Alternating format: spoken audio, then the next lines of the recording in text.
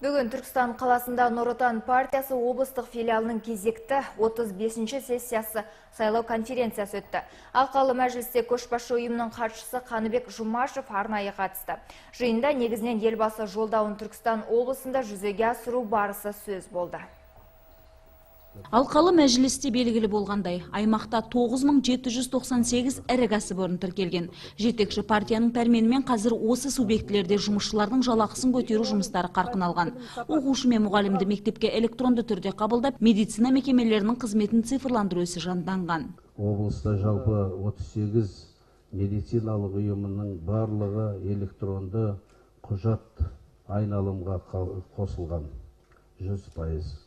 Ал 121 медициналық форумның 84-ті электронды форматқа енді. Ол 61% құрайды.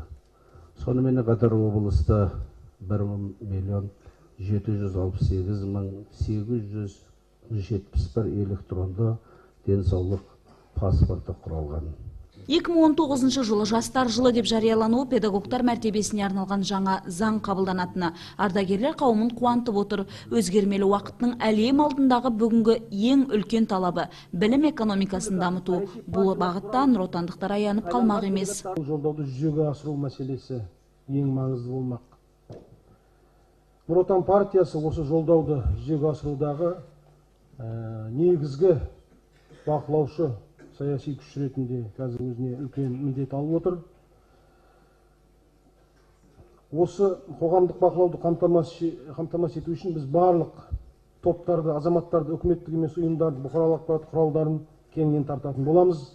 Қазір қазақстандықтар үшін көп сөзден нақты іске көшетін уақыт келді. Елбасының осы сөзі біздің аймақ тұрғындарында бей-жай қалдырмаған анық. Осылай деген облыс әкімі өңірдің әлеуметтік экономикалық өсімінің негізі тұрғындардың тұрмысына тиесілі екенін жеткізді. Сондай-ақ халықтың бас ауруына айналған электр, газ тарифін төмендетуге нұротандықтар ықпал етсе деген талабын білдірді. Экономика жақсарған жағдайда, электр, газ бағасы басқа өңірлермен қатарлас болған жағдайда біздің іскер азаматтарында өнімділігі көбейеді. Көптеген адам өзінің отбасы үшін жағдайын жасайды, айлығы көбейеді. Осы тұрғыда себестоимость деп айтамыз ғой, себестоимость бұл жағынан бізде өте қымбат болып кетіп жатыр.